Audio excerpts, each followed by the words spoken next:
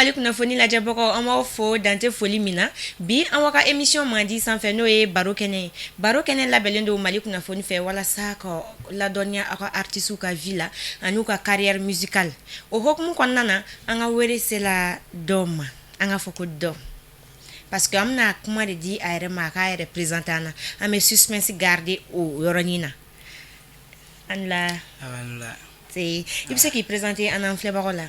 Ok, ne tɔgɔ de Mama Damele. Bon, Bamako ka bɛɛ lajɛlen mɛn dɔn Alias Junior de la. Mama Damele, oui. Dit Alias Junior. Oui.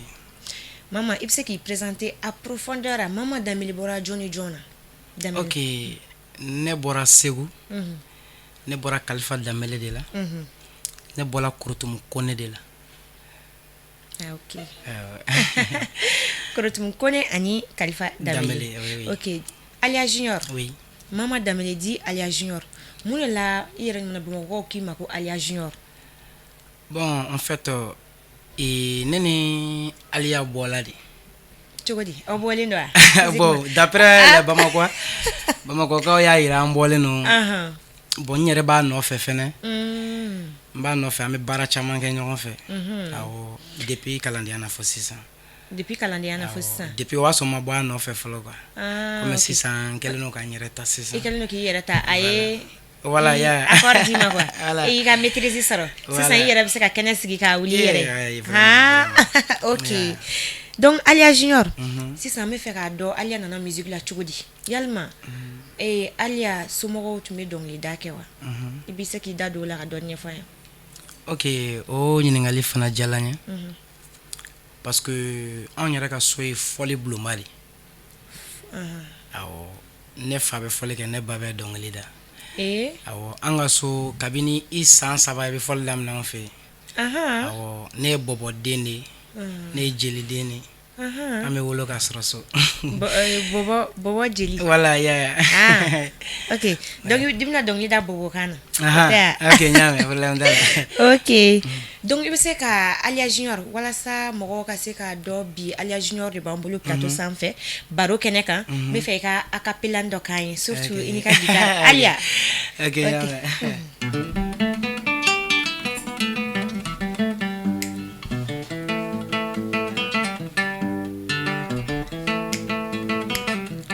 Akana baga alima aliya mafenge ikana kuma ali kana fenfo Kresai maninya fonga galondela umandi alaye awanati fe fomi galondela umandi alaye ko ala min tɛ jito nɔnɔ a tɛ sura fɛn min na ma bolo nka tɛ fɛn ma ɲɛlɛlɛ a mana mɛn o mɛn tuɲɛ bɛ na bange. A mɛn o mɛn tiɲɛ bɛ bange. Voilà. Alias. Oui. An ka fɔ ko tiɲɛ na l'élève veut dépasser le maître. Chavi. Ok, Alias. Donc an bɛ don min na ko bi i album b'i bolo sugu la. Non, album ti n bolo, mais maquette kɔni bɛ n bolo. Maquette b'i bolo comme an ti maquette dɔw ye jumɛn i da don o la. Bon, maquette bɛ n'a fɔ album dafalen b'i bolo, mais a ma labaara ka bila sugu la.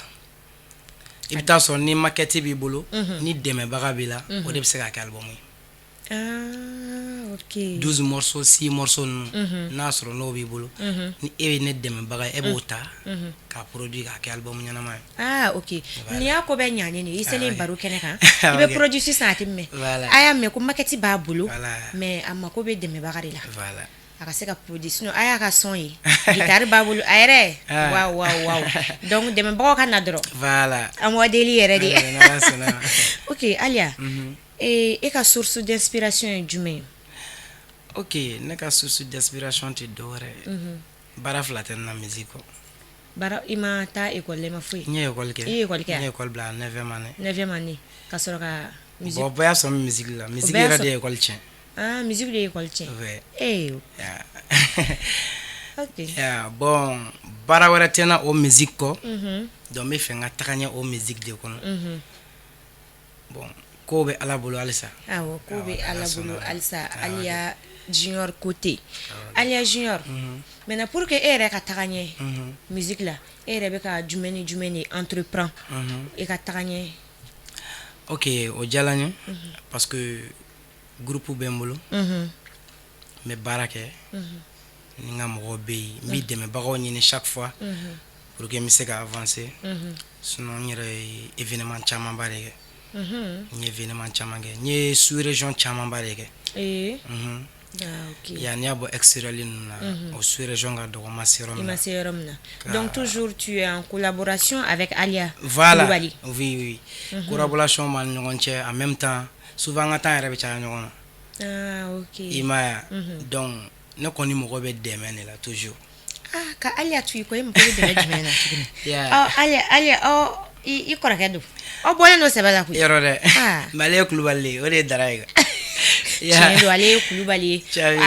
Ata jamga Traoré. Ka ke Traoré. Ou bien Dambélé. Wefsa. Yero wefsa. Donc eko marketing bi bolo e ka dongli nous genre c'est quel genre? Bon ebe bamana folle. Ebe bamana folle ke. Oui. Donc e ka titre dongli nous e ba titre nous sur du mais c'est basé sur quoi ou bien ba mixer? Bon e ka dongli obi fenchamanga.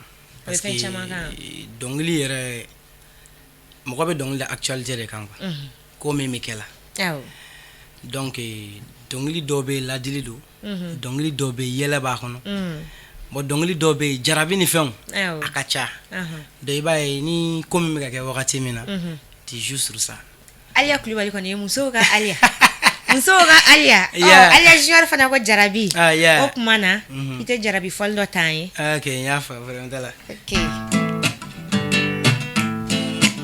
Jarabi makono yandeni nana manyela jama fayila nana teson ala dugu klana nana teson ala nego samenya nana manyi shirina nabi magozala awana nabe magosala migorola nana tisomba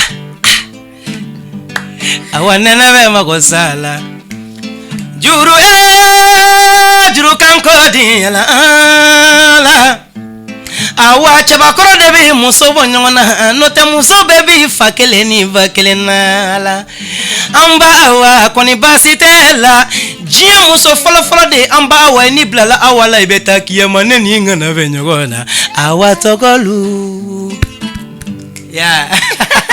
Nirat me fanga continue nirat tuntunu na o ni jara Alia Junior si ça am se ka ado i depuis dona musique la kana se bima e gelea jumo de soro yara o manako bon musique la gelea te ban awa gelea ti ban parce que ne re gelea chaman ba de soro musique on chokodi en 2007 ne Alia kan 2007 ben tanga kuru kono okol sola ba manga mendro me koko ta ganchu o ba soro je m'en fous bola je m'en fous ne ga sire de ngogwana fesebeli je koy non o sane fa karlana mais amase ga nyogon la soro donc nana école chenga na Bamako ya nana dabara le no fe Dabara Mamadou Dambélé. J'ai fait 3 ans chez Dabara. Ouais, donc nyani chama ken. Bo kalandia kono nyanti ba musique era kono nyanti ba. Nera kele nganyera ta ka tourna o damine boursi kono na parce que ne minga boursi kono bi 5 ans bo. OK. Ninga kata ni ninga balani aso ma do orchestre la folo.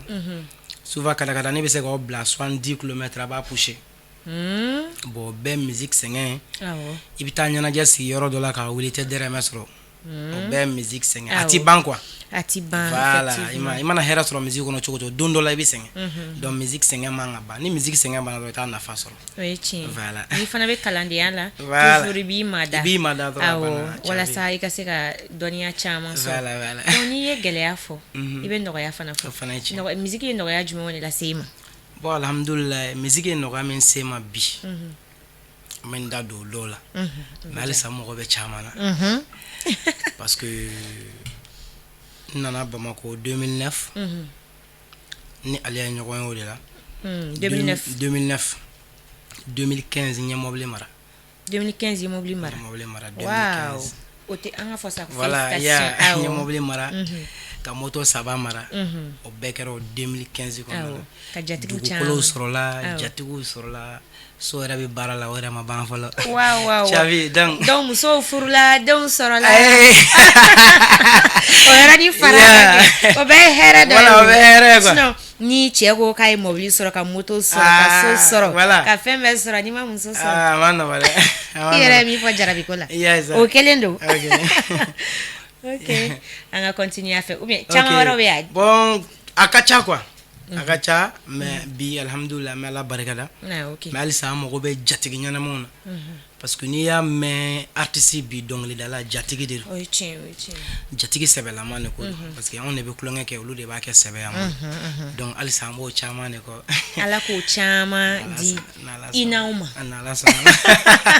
A dan de i yɛrɛ bɛna dɔnkilida su in na. Su in na. I bɛna dɔnkilida bi o ye. Mais jumɛn da tan? Bon, i bɛ se ka jumɛn fɔ? I bɛ se ka jumɛn dɛ? Ne bɛ jarabi dɔnkili dɔrɔn de fɛ koyi. Awɔ. Jarabi dɔnkili. O de b'an kɛnɛya. E yɛrɛ bɛ mɔgɔ min kan Aliya Kulibali ka dɔnkili. A bɛ ɲini ka an bɛɛ an ka tɛmɛ ni kuma ye. Ok. Maintenant Aliya Junior. I ka ni Ala nana i yɛrɛ ko fɛn caman sɔrɔla alhamdulilayi rabbil alamin. Maintenant ni Ala nana n'a ka na wɛrɛ ka se wɛrɛ di Aliya Junior ma bi. E bɛ ka projet ye jumɛnw de ye dans la vie? Bon, projet minnu bɛ ne bolo pour le moment o ye ne bɛ fɛ ka artiste denmisɛnninw de fara ɲɔgɔn kan. Parce que n delila ka question poser maison des jeunes na. Mais n ye dɛmɛbagaw sɔrɔ sa mais a ma fanga sɔrɔ quoi. Parce que n k'o ti dɔwɛrɛ n'i y'a jateminɛ jamana in kɔnɔ il est temps an artistes fɛn dɔ bɛ yen f'an ka o appliquer. Parce que n'i y'a lajɛ i bɛ droit d'auteur lajɛ an bɛ droit carte ta an bɛ FEDAMA ta an bɛ ANAM ta an bɛ ACA ta mais halisa i bɛ taa sɔrɔ jɔyɔrɔba dɔ t'an ye jamana in kɔnɔ yan donc o tɛ se ka kɛ ni association tɛ donc ne yɛrɛ bɛ génération fara ɲɔgɔn kan an bɛ association dilan an bɛ ka récépissé ɲini pour que an bɛ se ka jɔyɔrɔ sɔrɔ parce que dɔnkilidala bɛ yen bi n'a kulela a kan ka di piano ye mais i t'a dɔn. Talent bi dɔ la tant que a m'a yira i t'a ye quoi. Bon tant que n'aw farala ɲɔgɔn kan a bɛ dɛmɛbaga sɔrɔ. Bon n'an sera ko association monter ka dɛmɛbaga ɲini a la a ka ca Ala fɛ an bɛ jɔyɔrɔ sɔrɔ quoi. Mais i association minnu tɔgɔ fɔ sisan FEDAMA ni fɛn mais olu tɛ o baara kɛ wa?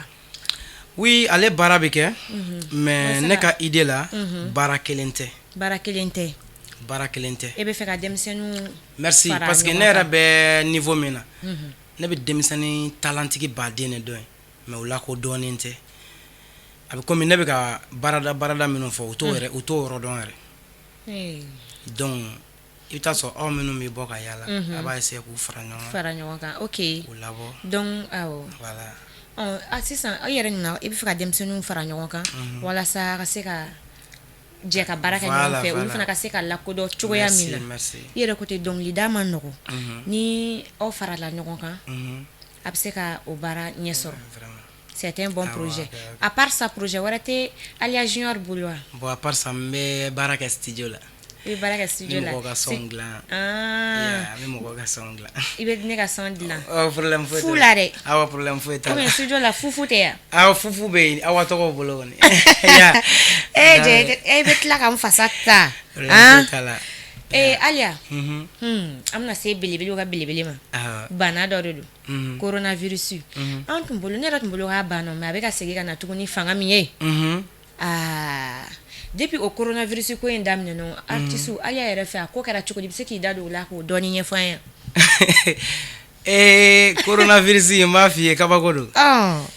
Coronavirus in kɔnɔna tɔgɔ caman b'a la ne yɛrɛ b'a fɔ a ma coronavirus awɔ caman yɛrɛ ne yɛrɛ lakodɔn coronavirus yɛrɛ kɔnɔna na kosɛbɛ.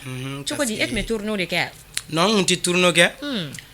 N ye fɛn video dɔ de kɛ coronavirus kan parce que n t'a dɔn a video mɔgɔ caman bɛ taa ko kumana min kɛra n'o kɛra waati min na ni jɛnbajɛlatigi de ye ne wele ko ne ka avancé lasegin waati min na dɔ b'a fɔ ko namu k'a fɔ ko namu i b'a fɔ namu an ka taa fɛ ko kuma na min kɛra n'o kɛra waati min na n'anw sigira k'an bɛ taa ɲɔgɔn fɛ namu o kun b'a sɔrɔ ko n'o kɛra ko ni banabakoya sera waati min na ni denbajalatigi de ye ne wele namu ko ne k'a ka avance lase ko sabu ko fɔli ma bɔ namu ne y'a fɔ n ko coronavirus nɔ y'o ye fana koyi namu n t'a dɔn mɔgɔ caman ye video in sɔrɔ donc ale ko u ko k'i ka avance lasegin voilà o kɛra corona kɔnɔna na ɲɛnajɛ balila ka jɔ ni ɲɛnajɛ sigi dɔrɔn u bɛna minɛnw cɛ bon o y'a sɔrɔ an ye avance minɛ bɛɛ bɛ appel la ɲɛnajɛ tɛ se ka kɛ olu ma se ka hinɛ o la voilà y'a ye bon bana min don awɔ bana juguba de don quant à moi o bɛ règle minnu fɔ a la n'an y'o suit a ka ca Ala fɛ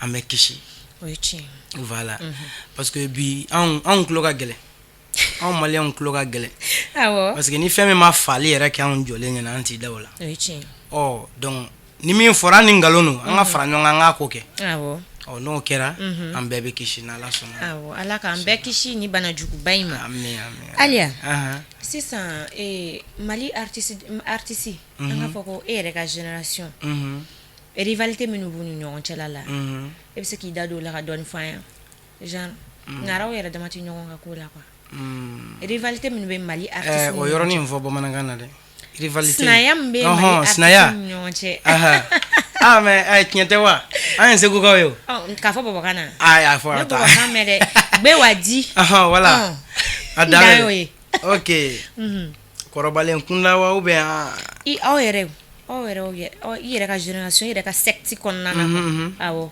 parce que i b'a ye sisan bi musique kɔnɔna na artistes ka bɛn n'i ye min mɔgɔ fila ye ɲɔgɔn fɛ bi ou groupe dɔ ye ɲɔgɔn fɛ bi sini i b'a mɛn k'olu cira mun de bɛ na n'o ye aw ka milieu kɔnɔna na ok i ka o ɲininkali fana diyala n ye halisa karamɔgɔw tulo bɛ ne na ne ye denmisɛnnin fitinin de n donna gasi la dɔrɔn n bolo fila bɛ n kɔ mais ari kɔnɔna na bi bɛn tɛ yen vraiment bɛn tɛ yen i b'a ta depuis sanfɛ fo duguma bɛn tɛ yen mun de bɛ na n'o ye a bɛ komi n bɔra ka min f'i ye sisan nin bɛɛ bɛ rassemblement baliya de ko fɔ ok ne ye jɛkulu minnu fɔ ye n'a bɔra wari minɛ ni fɛnw na an tɛ ɲɔgɔn sɔrɔ yan an tɛ ɲɔgɔn ye bon i b'a ye an bɛ ɲɔgɔn critiquer réseaux sociaux ni fɛn ninnu na dɔwɛrɛ tɛ an tɛ communiquer quoi voilà donc manque de communication de bɛ manque de communication bɛ artistes ni ɲɔgɔn cɛ i t'a dɔn ne bɛ k'a faamu n y'a faamuya population fana bɛ don artistes ni ɲɔgɔn cɛ k'a nan k'a tɔ bɛɛ la merci ya i bɛ taga sɔrɔ ne bɛ Aliya nɔfɛ bon ne ka di dɔ ye a bɛ se ka na fɛn dɔ don ne ni Aliya cɛ sisan au lieu que ne fana k'o wele ko n b'o ɲininka an ka ɲɔgɔn faamu ne fana bɛ yɛlɛ réseau kan dɔrɔn k'o ta a bɛ kɛ tiɲɛni ye ma ye ko bɛ na ten awɔ bon u fana b'a fɔ an ka bamanankan kɔnɔ ko kabi Ala ye diɲɛ dan dawulatigi kura man di dawulatigi kɔrɔ ye o jɛlen don donc ni ne b'an ɲɔgɔn cɛ donc ne kɔni min ɲini artistes fɛ a kɛra kɔrɔbala a kɛra fitinin vraiment an ka essayer an ka bɛn an ka ɲɔgɔn lamɛn parce que quoi min b'a ɲɛmɔgɔ de tɔn filɛ ni kɔrɔbalenw ma a kɛ ka ɲɛ an fana tɛna se k'a ye dɛ kabi b'a ɲɛmɔgɔ tɔn filɛ o t'a a ɲɛmɔgɔ tɔn jelima ko tɛ dɛ n'a taara fabaw fɛ an bɛ sira fara dɛ aw tɛ o kɔni don donc ne b'a ɲini bɛɛ lajɛlen fɛ surtout anw denmisɛnninw awɔ an ma min ye an kɔrɔw la an ka n'o kɛ an ma min ye an faw la an ka n'a kɛ vraiment an wulila ka musique in sɔrɔ yan a ka di cogo min na ne yɛrɛ bɛ se k'a fɔ musique tiɲɛna bi musique tiɲɛna mais génération ko de don awɔ musique dɔ tɛmɛna san dɔw la ni anw y'o lamɛn bi an b'a fɔ ko nin ye mun musique sugu ye or que o y'olu ka temps musique duman awɔ donc bɛɛ n'i ka génération de don donc an tɛ se k'a fɔ a fana tiɲɛna kojugu mais an bɛ min ɲini dɔrɔn o ye an ka bɛn de an ka fara ɲɔgɔn kan ni min ye ko kɛ min na n'o tigi ye rumeur mɛn a ka tigi wele u ka ɲɔgɔn faamu c'est tout voilà a y'a mɛn Aliya Junior ko manque de communication de bɛ Mali artistes ni ɲɔgɔn cɛ donc a b'aw jilaja ka communication instaurer aw ni ɲɔgɔn cɛla la walasa bɛn ka na baara ka kɛ a ka conseil ɲuman di aw ma Aliya an ma tila i la o bɔbɔkɛ i tɛ taa ka sɔrɔ i ma dɔnkili da bɔbɔkan na mais était ça là problème foyi to la c'est pour ka ban fi en studio kon nana aha problème allez te foyi de la ne fa ka de mianga kan la san wane ba bege ne be mianga dong la mais sena fo dong la me bobo dong la mianga dong ni tangata mianga dong ni tangata ne bi lam ne mianga dong ni mianga kana timborogo ya iri yo na o se sigenoni nyani nyara no go be sorogo timborogo yo ya iri yo na o se sigenoni he sigani nyani nyara no go be sorogo ulukuma mowa myanga muso ulukuma mowa walai ulukuna njikadi ngomina chene fo aya mewa ye chene fo fasa nge myanga otable uluku bobori bodu sina bobo nyero mama bo nyero c'est ça Alia. Oui. La jeunesse c'est très bien. Ni si toi tu dois donner un conseil à la jeunesse malienne tout entier. Ça sera lequel? Bon, au tifo ye ni chasirete. Iba fu yeko ko chasirete quoi. Beki chasiri anga do da kelen fe ka bo da kelen fe. Ko go be jamana ngona an yara de do. Anya fata. An yara de do de. Nyemo ko te fu ite an yara de do. Jeunesse de do. Ni jeunesse nyena do ak beka. Abeka no. Toi tu na jamana shininye sigu. Voilà, era ka imaginer ka lege. Kana danki nyemo ko de. Ni be bore ko ite fu yi. Wallahi. Obe. Bon minu bi ko lu nyemo ko no lu manye do atenye. Faut que l'état a changé. Ne connais demsenti femba do mais faut que a changé a fara nyogonga. An fana ka fanga di anyemo. Ni nyemo ye fanga soro an bi wasa. Bon ni on yeru de biga nyemo la goshi doron an bi bin quoi. O jelen an ga nyongo semne dabla. O jelen de do. O jelen de do jamana ngona fembe de bien. Nyore fe ne yala la ko jugu. Fembe bien ne sous région fon fen femme mali gono ma yoroshi. Jume. Wallahi mali ka di ko jugu nan sera la. Silamaya bien. Kelenya bien. Ben bien. Hina bien makare bien. Ne tara Burkina 4 fois. À 4 fois qu'on en a. Iti mo yere kenema ka foko na nga duminege. Ayo tin. Na ko men korke ka to mo so fe Burkina. Pièce de bébé ni imprévu tu manges pas. Comment? Iti duminege. Ni imprévu ni iti non iti duminege. Kata chu kata baldron karaba karsa yedro. Iti duminege. Wa dugu jewo jame compter. Kan hage donga duminege. Kasora dumini la chiente. Malla bien. Otiane. Ya bi tobi fa tobi ta bo. Awo. Dunga fa. Voilà. Sinanguya. Kloni yela ni fen. E ga jete mene Sénégal tout près encore. Ini mo gobe be. Tant que ta foko lang def. Ati seka chika. Non ai. Ni era be ga mal ni e français fo be ko e bamana nga fo tie futu ya bana quoi. Awo. Ne Sénégal ke 6 fois mba donko ju. Sango sana bita festival la décembre la Sénégal. Folklore la francophonie. Awo. Bon olu na nyoro nyogona chama an yoro mi era be se ga pese donne Côte d'Ivoire. Sinon Mali nyogon tein donc faut nga fara nyonga nga jamana inglan. Voilà. Nga fara nyonga nga jamana inglan. Wallahi pour ga ka ja. Awo. Ni jamana njaran bebe wasa. Bela jelen bi wasa. Abana. Animatrice yo. Musicien yo. Ya sawa. Artiste yo. Bela jelen. Bebe wasa, bebe wasa. Cameraman utala. Yeah. Sisa Alia Junior. Déjà Mama Damele dit Alia Junior anti ka kenen sigi ka wuli ko ema Alia ka dongli dota ko da ani wala sanga sika Alia niki da amka Alia niki da ila ma sika niki da ila tuguni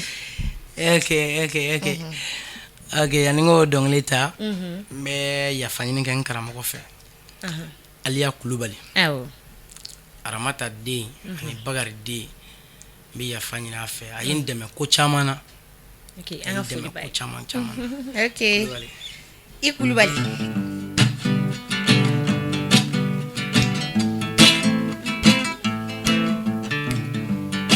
Baro kenyongo ni madile togodon, na dunya togo fon, dunya togo savale. Dunya alaye famaye, awango bale manga nyongo bila sira. Ola kunandi mambona waju. Mogo juguti ala don siran fin nuyo chamogo de fitiri wale mogo manyi mogo de fitiri wale imana damalla kikono kuma du fanyana mogo bi jamfa mogo bi lebu imana da mogo mina odiyana koke jigila mogo ala don kelen so adalela obi jamfa awa mogo manyinde awango bale maonyango bila sira ola kunandi mogo na waju mogo manyinde. Tu touches à toutes les actualités. Ouais. Donc c'est qu'à un genou la sensibilité mais la famille quoi. Donc il a marketing, il est temps qu'il a abla il déjà ka bayru booster pour que c'est qu'à il a bla sugula Alia Junior Alia il y a festival au Sénégal folklore la qui était nommé Mali qu'on a festival ima do participer kaya so festival ga do malanti mingere abe baji be mbulu le festival sur Niger damne 2006 chere ka magoyo o ba so me folle guitare non aso me jeme fo aso ma do dong ne dong le ne micro rem ne 2009 ka jo bache jugoro ko me fasada c'était en 2009 awo même me folle kono nti dong la OK tu as vu oui je bon je m'en fous bossa ya dam ne folle la voilà quand on a dongli kon nana je m'en fous bossa na sanya fa kana na fonga folle bla ka ke dongli mbo jogo fe fleni mfa bi segum ba bi segum bola kana mo wa amo boloka tu as vu donc papa ni mo be segou quoi voilà OK bo Bamako kona ne hakliti festival la ne rati mingane fo ne ma wele mina OK festival ka dogone ti minke o senti segu bankmana sibi akacha ne bi festival chamange festival chamange ça c'est du avancement barido festival non voilà ya relation alia ire avancera ika musique konna ika art konna donc eko ke mo ko de mbaka wara jumeri la tugoni bon ya bani ni ay mo ko be se ka fendo ke mais ne mo ko be demain mina bi ne ka première chose manager tenebolo ouais il faut tout dire à mes plateaux là on est globana manager tenebolo bi ni manager te artiste bolo ati ni manager te artiste bolo lancer mandio manager de ba nyanyi ne kana manager de bi jeu nyine kana manager de bi événement nyine kana mais artiste ya artiste ko ke bon akun dagalente artiste ka ke mais ner de be nyere guru sinon normal sous fait animation manager de ba nyine ou bien marketing de bi we bon emi im al ni maga sare ça mais moko kanga si ke mi lame ki la je bi fin fo moko mene e manga yala la position so donc manager de bi fin nyine kana bon artiste bi jouer tane artiste ba keta artiste bi peut-être toujours pourcentage bi enalen nyon chessa OK sinon al ne ga mettre ga manager ma fo ni kenanga papsul ya ayra stiglente abi baraka turu ima ne ga karamo iba ta lundi fo ko nyolandi dinya dungula folla fonati ba magoya dinya dungo donc e manager ka rôle merci OK donc e ka manager poste c'est libre quoi donc ne bina nga candidature postée au rôle là mais kanana bobo e bo e fin takant bobo ke do be ko mam kanano takant tore nyame nga candidature papier o farani wanga ta déposer ifi problème fait ala ya OK ala ka manager ni mandima ala ka sabunmo ke alsa ni afrika ladilika ibi feka ladilika di ika fanma ani conseil wero ni foli kan labandi wala saka seka émission kunche comment sera émission kunche rola OK mais ladilika ni foli mindi nga fanu bela jelema surtout les fans club lagare be ladilika kelen folo di Mali bema nga fani be dinya fan o fan fe oye o ka sabali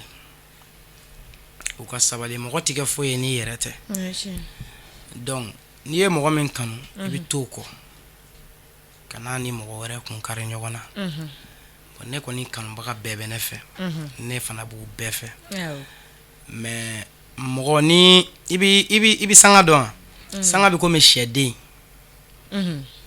ni y'a bisi dɔrɔn a bɛ sa ni y'a bila dɔn dɔrɔn a bɛ boli kɛra ne bɛ ka faamu bamanankan don i bɛ ka faamuya donc bon fan ko bɛ ten ni sera i ka fanu minɛ cogo la ka ɲɛ dɔrɔn a banna mais ni y'u fɛrɛ cogo dɔrɔn o bɛ sa ni y'u kɛ cogo dɔrɔn o bɛ taa mɔgɔ wɛrɛ nɔfɛ donc ne ka foli bɛ n ka fani bɛɛ ye min tulo bɛ na min tulo tɛ na foli bɛ bɛɛ a ka ɲɔgɔn minɛ dɔrɔn an ka ɲɔgɔn dɛmɛ a ka ɲɔgɔn minɛ dɔrɔn a ka ɲɔgɔn dɛmɛ a ka ɲɔgɔn tɛgɛ minɛ a kana ɲɔgɔn sen minɛ a banna ok a capella laban d'an ma an ka essayer k'an ka émission kuncɛ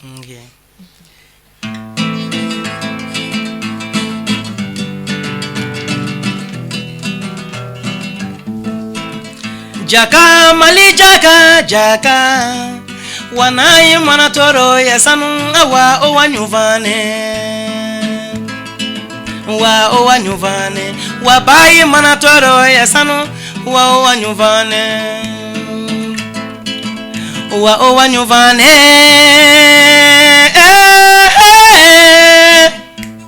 nga foli ba uye Mali kuna foni nga foli ba uye ay ya fanema hawa nega foli biye ala kison si janela ani keneya cameraman mama nega foli biye ika ya fanema ne kunana bawye nga foli bawye kagini shambe nga foli bawye cameraman mbe nindona gasila aga ya fanema mama ay ya vama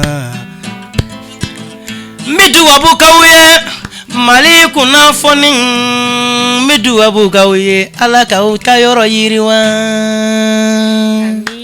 merci normalement Mali kuna foni la jabako ambora ka anga artiste la même Mama Dambélé di Alia Junior abora ka vie fanya ka carrière musicale abora ka projet fana nyefanya na ame duo ke ala ka sedama ka sika ka projet réaliser ama foye akambe dien wati were